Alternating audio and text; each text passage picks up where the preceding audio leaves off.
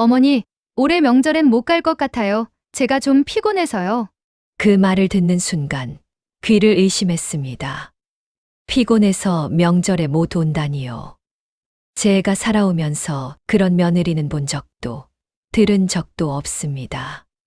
명절은 1년에 몇 번 안 되는 날입니다. 온 가족이 한자리에 모여 서로의 안부를 묻고 정을 나누는 소중한 날이지요. 황당하고 서운한 마음이 뒤섞여 뭐라 말할 수가 없었습니다. 솔직히 말하면 화가 머리끝까지 치밀었습니다. 남들은 다 바쁘고 피곤해도 명절의 시댁에 와서 음식 장만 돕고 어른들께 인사드리는 게 당연한 도리 아니었습니까? 제게는 그것이 너무나도 당연한 일이었습니다. 하지만 이제 와서 제 며느리는 그 당연한 것을 당연하게 여기지 않는다는 사실이 저를 더욱 혼란스럽게 만들었습니다. 속에서 천불이 났지만 애써 목소리를 가다듬었습니다. 심장이 발버둥 치는 것 같았고 손끝이 저릿저릿했지만 애써 평정심을 유지하려고 노력했습니다. 아가, 명절은 다 같이 모이는 날인데 그렇게 말하면 어떻게 하니? 다들 바빠도 얼굴 한번 보려고 모이는 거지. 너도 알지 않니?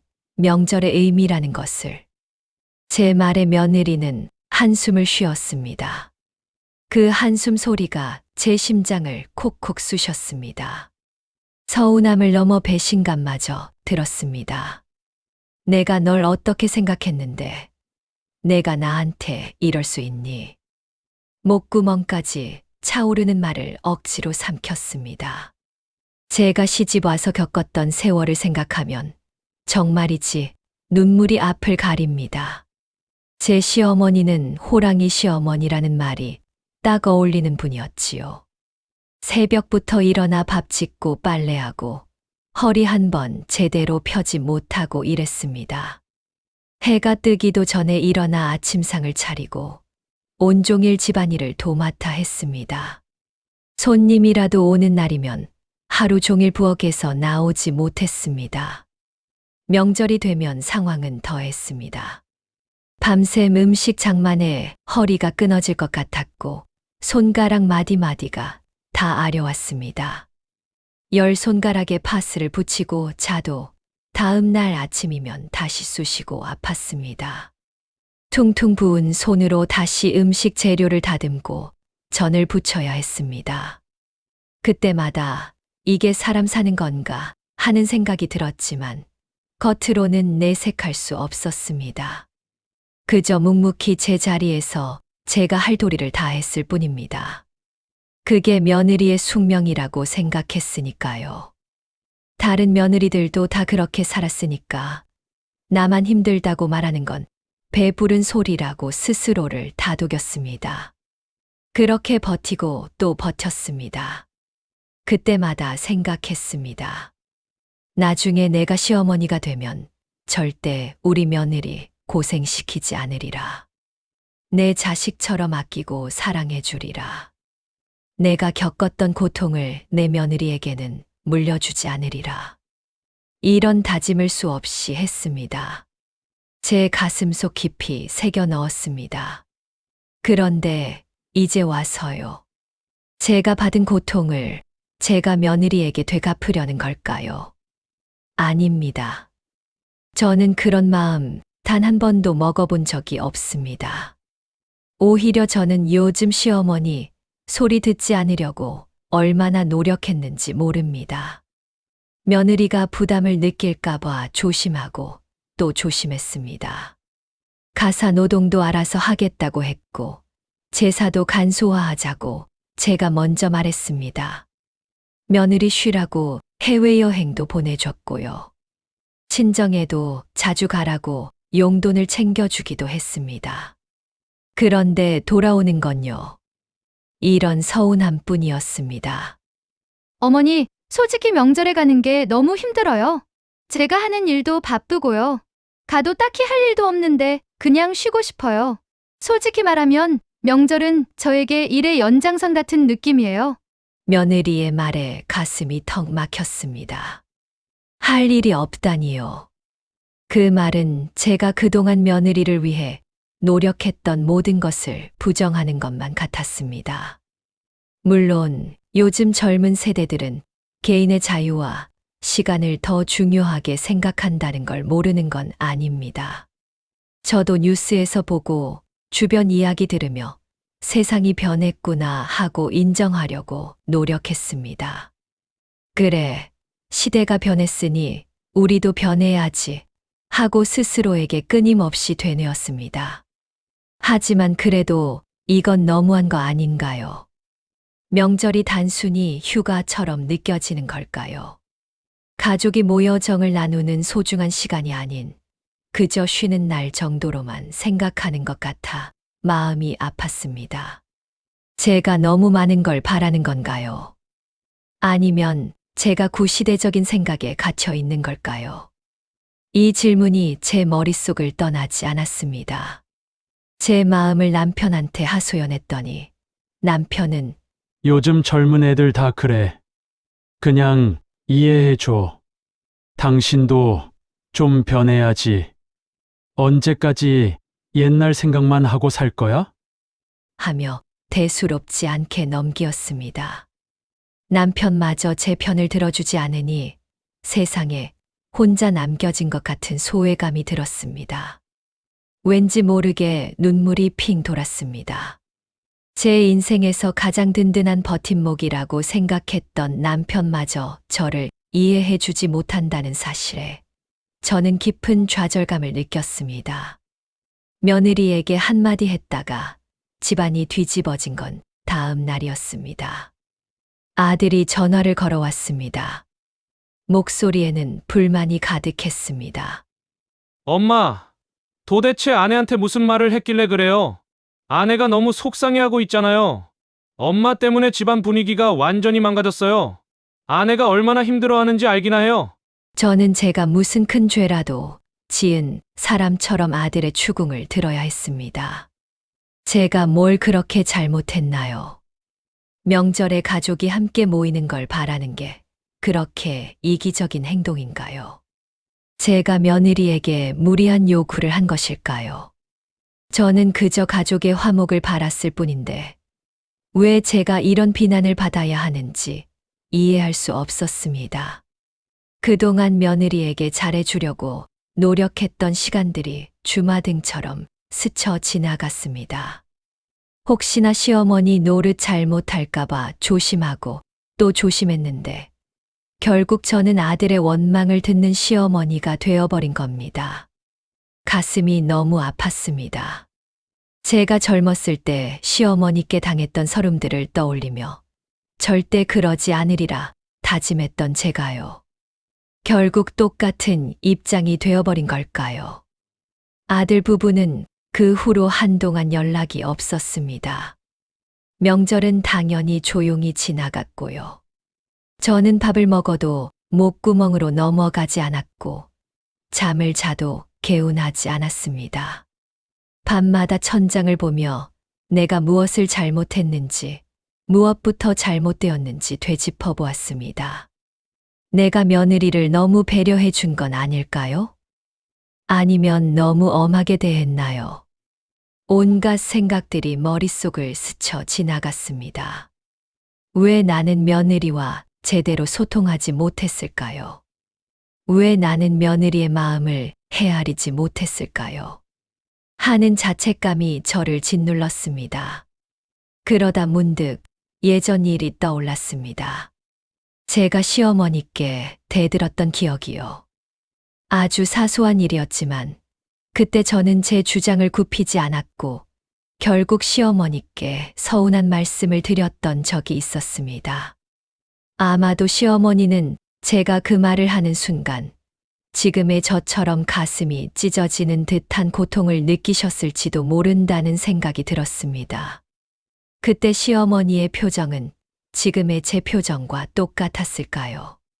갑자기 섬뜩한 깨달음이 밀려왔습니다. 그때는 제가 옳다고 생각했는데 지금 와서 보니 그게 아니었을 수도 있다는 생각이 들었습니다. 생각해보니 제 시어머니도 젊은 시절에는 얼마나 많은 어려움을 겪으셨을까 하는 생각이 들었습니다. 그분도 그 시대의 며느리로서 겪어야 했던 고통과 희생이 있었을 텐데요. 저는 그저 제가 받은 상처에만 집중했던 건 아닐까요? 세월이 흐르면서 시어머니가 되었을 때 저 역시 그분의 입장을 조금이나마 이해할 수 있게 되었습니다. 하지만 너무 늦은 깨달음은 아닐까 후회스럽기도 합니다. 만약 그때 제가 조금 더 시어머니의 마음을 헤아렸더라면 지금의 저는 다른 모습일 수도 있었을 텐데 하는 아쉬움이 밀려왔습니다. 며느리에게는 세상 참 변했다라는 한숨만 나올 뿐입니다. 제가 겪었던 고부 갈등과는 완전히 다른 양상입니다. 저희 때는 며느리가 무조건 시어머니에게 맞춰야 하는 것이 불문율이었지만 요즘은 오히려 시어머니가 며느리 눈치를 봐야 하는 시대가 된 것 같습니다. 왠지 모르게 씁쓸한 기분이 듭니다. 몇 주 후 아들 부부가 찾아왔습니다. 어색한 침묵 속에서 아들이 먼저 입을 열었습니다. 엄마, 저희가 좀 많이 생각했어요. 그리고요, 엄마가 서운하셨을 거라는 것도 알아요. 저희가 너무 경솔했어요. 엄마의 마음을 헤아리지 못한 점 정말 죄송합니다. 아들의 진심 어린 말에 제 마음속 얼어붙었던 부분이 조금씩 녹아내리는 것을 느꼈습니다. 며느리도 조용히 제 옆에 앉아 고개를 숙이고 있었습니다. 그때 며느리가 작은 목소리로 말했습니다. 어머니 죄송해요. 제가 너무 제 입장만 생각했던 것 같아요. 어머니도 저를 이해하려고 노력하셨다는 걸 알면서도 제가 너무 이기적이었어요. 그 한마디에 저는 왈칵 눈물을 쏟고 말았습니다. 그동안 쌓였던 서운함과 미안함, 그리고 복잡한 감정들이 한꺼번에 터져 나왔습니다. 며느리도 제 옆에서 같이 눈물을 흘렸습니다. 그 모습을 보니 어쩌면 저와 며느리 사이에 있는 벽이 생각보다 견고하지 않을 수도 있다는 희망이 보였습니다. 어쩌면 이 갈등은 서로의 진심을 확인하는 과정이었는지도 모른다는 생각이 들었습니다. 아니야, 아가야, 내가 더 미안하다. 내가 너무 널 다그쳤구나. 이해하려고 노력했어야 했는데. 내 생각만 했구나. 너도 너 나름대로 힘든 점이 많았을 텐데. 내가 그걸 미처 헤아리지 못했어. 미안해. 그날 우리는 많은 이야기를 나누었습니다. 서로의 속마음을 털어놓고 오랫동안 쌓아두었던 오해들을 풀었습니다. 며느리도 저도 서로에게 많은 것을 바라고 있었다는 것을 알게 되었습니다. 어쩌면 그동안 우리는 서로에게 며느리와 시어머니라는 틀에 갇혀 각자의 역할만 강조했던 건 아닐까요? 그 틀에서 벗어나 한 사람 대 한 사람으로 서로를 마주보니 비로소 진정한 소통이 시작될 수 있었습니다. 이번 명절 사건을 겪으면서 저는 많은 것을 깨달았습니다.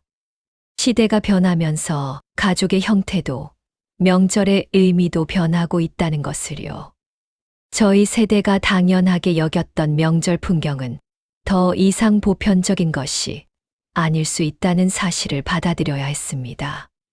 예전처럼 며느리에게 희생을 강요하는 시대는 지났다는 것, 그리고 서로의 입장을 이해하고 존중하는 것이 가장 중요하다는 것을요. 물론 아직도 제 마음 한구석에는 아쉬움과 서운함이 남아 있습니다. 오랫동안 간직해왔던 가치관을 하루아침에 바꾸는 것은 쉽지 않은 일입니다. 하지만 이제는 그 감정들을 억지로 누르기보다는 솔직하게 표현하고 대화로 풀어가는 것이 중요하다고 생각합니다. 며느리와 저 사이의 노인 세대 차이를 인정하고 서로에게 한 발짝씩 다가서는 노력이 필요하다는 것을요. 이 모든 과정 속에서 저는 용서와 이해라는 단어의 무게를 다시 한번 실감했습니다. 그리고 깨달았습니다. 인생은 항상 선택의 연속이며 그 선택이 때로는 큰 후회를 남길 수도 있다는 것을요. 하지만 그 후회를 통해 더 나은 내일을 만들어갈 수 있다는 희망도 함께요. 저는 이제 며느리를 대하는 방식을 조금 바꿀 생각입니다. 강요보다는 이해를, 비난보다는 격려를 택하려고 합니다. 그리고 무엇보다 중요한 것은 소통이라는 것을 뼈저리게 느꼈습니다. 아무리 가족이라도 서로 마음을 열고 이야기하지 않으면 오해만 쌓일 뿐이라는 것을요. 며칠 전 며느리에게 먼저 전화해서 아가, 혹시 다음 주에 시간 되면 우리 같이 점심이나 먹을까? 맛있는 거 사줄게. 너 좋아하는 음식으로. 하고 말했습니다. 며느리는 조금 놀란 듯 했지만 이내 밝은 목소리로 네, 어머니 좋아요. 오랜만에 어머니랑 둘이 식사하고 싶었어요. 하고 답했습니다. 그 목소리를 듣는 순간 제 마음에 따뜻한 온기가 스며드는 것을 느꼈습니다. 서로에 대한 작은 배려와 관심이 이렇게 큰 변화를 가져올 수 있다는 것을 새삼 깨달았습니다. 세상은 변했지만 변하지 않는 것도 있습니다. 바로 가족을 사랑하는 마음, 그리고 서로를 이해하고 아끼는 마음입니다. 명절에 안 오겠다는 며느리 때문에 집안이 뒤집어졌던 이 사건은 제 인생에서 가장 큰 교훈 중 하나가 되었습니다. 때로는 큰 아픔 속에서 더 소중한 가치를 발견하기도 하는 법입니다.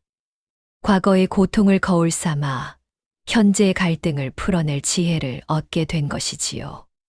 지난 주말 며느리와 함께 점심을 먹었습니다. 오랜만에 둘이서만 마주 앉으니 어색하기도 했지만 이내 자연스러운 대화가 오갔습니다.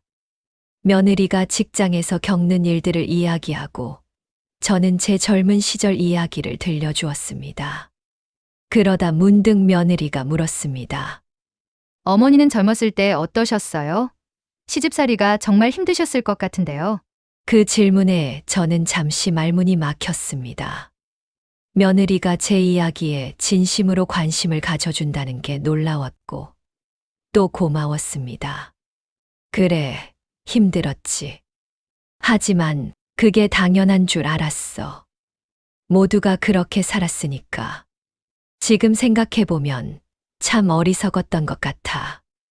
왜 당연하다고만 생각했을까? 며느리가 제 손을 잡았습니다. 어머니, 저도 어머니 마음을 몰랐어요. 어머니가 저한테 잘해주시려고 얼마나 애쓰셨는지 제가 너무 제 입장만 생각했어요. 앞으로는 제가 더 노력할게요. 그 말에 또 눈물이 났습니다. 하지만 이번엔 서운함의 눈물이 아니었습니다. 감사함과 기쁨의 눈물이었습니다. 집으로 돌아오는 길, 문득 시어머니 생각이 났습니다. 그분도 어쩌면 저처럼 외로웠을지 모른다는 생각이 들었습니다. 그분도 며느리였던 시절이 있었을 것이고 시어머니가 되어서는 또 다른 고민이 있었을 것입니다. 그걸 이제야 이해하게 되었습니다. 며칠 후 아들이 전화를 걸어왔습니다. 엄마, 이번 주말에 저희가 갈게요. 엄마가 해주시는 된장찌개가 먹고 싶대요, 아내가. 그 말에 웃음이 났습니다. 명절도 아닌데 오겠다는 아들 부부. 예전 같으면 당연하다고 여겼을 일이 지금은 이렇게 감사하게 느껴집니다. 그래, 그럼 엄마가 맛있는 거 해줄게. 세아가 좋아하는 음식이 뭐니? 요즘 저는 며느리에게 먼저 연락하곤 합니다. 부담스럽지 않은 선에서 안부를 묻고 때로는 커피라도 한잔 하자고 제안합니다. 며느리도 예전보다 편하게 저를 대하는 것 같습니다. 그게 참 좋습니다. 생각해보면 제가 원했던 건 며느리가 명절에 오는 것 자체가 아니었는지도 모릅니다. 제가 진짜 원했던 건 가족의 따뜻함이었고 서로를 아끼는 마음이었습니다. 그걸 명절이라는 형식에만 가두려고 했던 건 아닐까요? 이제는 압니다. 가족의 사랑은 특정한 날에만 존재하는 게 아니라는 것을요. 오히려 평범한 일상 속에서 작은 관심과 배려 속에서 더 깊어진다는 것을요. 친구들을 만나면 가끔 며느리 이야기가 나옵니다. 대부분 불만이지요. 명절에 안 온다. 시댁을 무시한다. 친정만 간다. 그럴 때마다 저는 조용히 듣다가 한마디 합니다. 그래도 우리가 먼저 다가가야 하지 않을까. 우리도 며느리였잖아. 그때 우리가 바랐던 게 뭐였는지 생각해봐. 친구들은 고개를 갸웃거리지만 저는 알고 있습니다. 변화는 언제나 나부터 시작해야 한다는 것을요. 어제는 며느리가 제게 문자를 보냈습니다. 어머니, 다음 달에 친정 엄마랑 같이 점심 드시면 어때요? 저도 같이요. 그 문자를 보는 순간 가슴이 뭉클했습니다. 며느리가 저와 친정어머니를 연결해 주려고 한다는 것이 감사했습니다. 이게 바로 진짜 가족이 되어가는 과정이 아닐까 싶었습니다. 세상은 빠르게 변하고 있습니다. 가족의 형태도, 명절의 의미도, 며느리와 시어머니의 관계도 변하고 있습니다. 그 변화를 거부하고 과거에 머물러 있으면 결국 혼자만 남게 됩니다. 저는 그걸 뼈저리게 느꼈습니다. 하지만 변화를 받아들이는 것이 쉬운 일은 아닙니다. 평생 믿어왔던 가치관을 내려놓는다는 건 정말 어려운 일입니다. 그래도 해야 합니다. 사랑하는 가족을 잃지 않으려면요. 며칠 전 남편이 말했습니다. 당신 요즘 표정이 밝아졌어. 며느리랑 잘 지내니까 그런가? 그 말에 저도 모르게 웃음이 났습니다. 그렇습니다. 며느리와의 관계가 좋아지니 제 삶 전체가 밝아진 것 같습니다. 아침에 일어나는 것도 하루를 시작하는 것도 예전보다 가벼워졌습니다. 이제 곧 다가올 명절이 두렵지 않습니다. 오히려 기대가 됩니다. 며느리가 오든 안 오든 그게 중요한 게 아니라는 걸 이제는 아니까요. 중요한 건 우리가 서로를 아끼고 이해하는 마음입니다. 그 마음만 있다면 명절이든 평일이든 우리는 늘 함께입니다. 지난 일을 돌이켜보면 그 갈등이 있었기에 오히려 더 깊은 관계를 만들 수 있었던 것 같습니다. 아픔이 없었다면 깨달음도 없었을 테니까요. 인생은 결국 서로를 이해하고 용서하며 함께 성장해가는 과정입니다.